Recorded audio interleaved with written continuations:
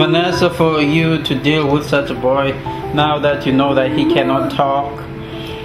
Well, his father used to spend majority of the time with him. Used to roughly spend 95% of your time with him. But the little time that I do spend with him, his behavior it varies. It overwhelms you too. It overwhelms me because sometimes he'll get into a rageous fit. Like just a few minutes ago, he just almost nearly scratched my hand off. So he's looking at me. So he understands, but I understand that he's frustrated.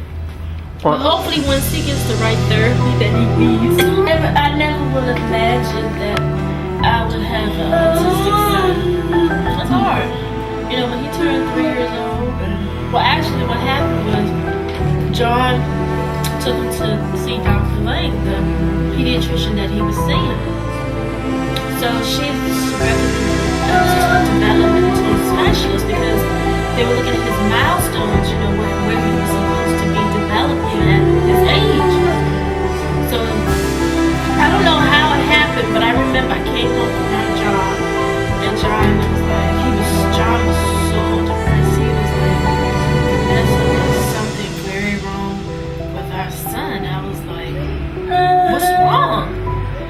He said, well, he went to see the developmental specialist and he says that Junior has PDD or autism. I said, what? And we just didn't know what it was or what. But I remember, I forgot when John went, but I remember we didn't have the internet. And I think I was still looking for a job, but I remember going to the library. I still remember I went to the library at Pepperwood, the Pepperwood Public Library, where they have, you know, internet, they have computers and they have the internet. And I looked up PDD and autism, and when I saw what that was, also John had some pamphlets about what it was, and he was telling me, and I was just like, after seeing the descriptions of what a PDD child was, or autistic child was, how they're retarded and they can't talk, they're dependent, I was very depressed. And I think John was very depressed too because all of a sudden he changed. He had ended up going on medication. It was just something. So I think this is a test, thing from God to see, you know, can we, you know,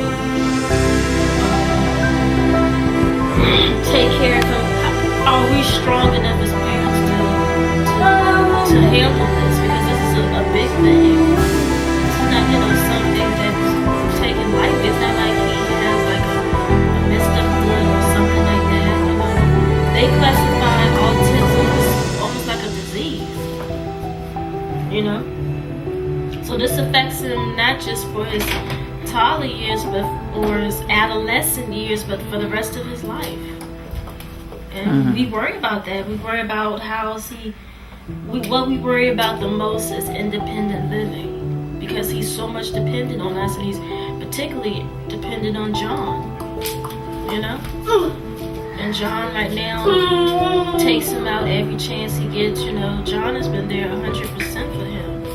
When anybody else could have just said, I'm gone, just like John met a young lady named Cecilia, and her son's father's not in the picture, you know, because when he found out that the boy, you know, was autistic, he ran off, right, John?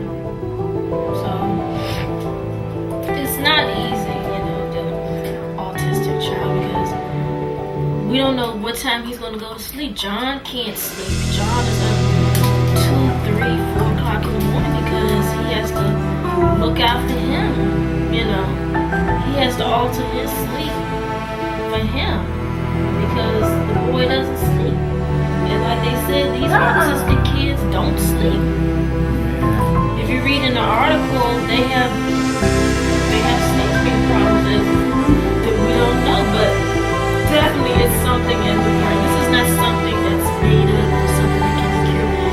This is something that he's born with, you know, something that it's biological. Right, John? It's definitely biological. We can't change his brain, the structure of his brain, but we can maybe alter his behavior.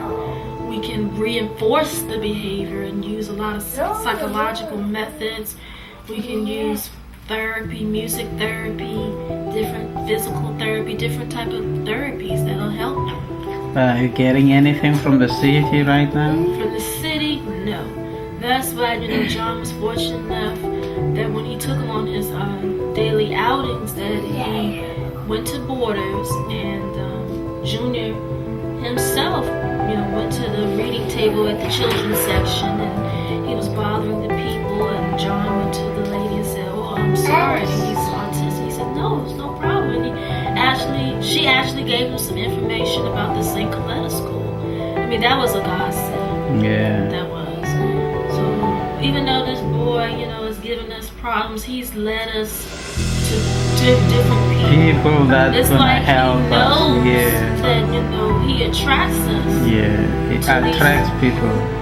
He attracts people. So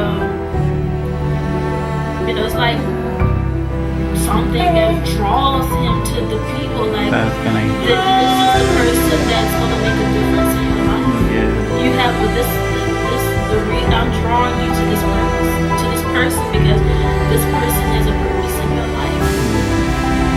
Just look at the case of Mary Clyde. The case of Mary Clyde.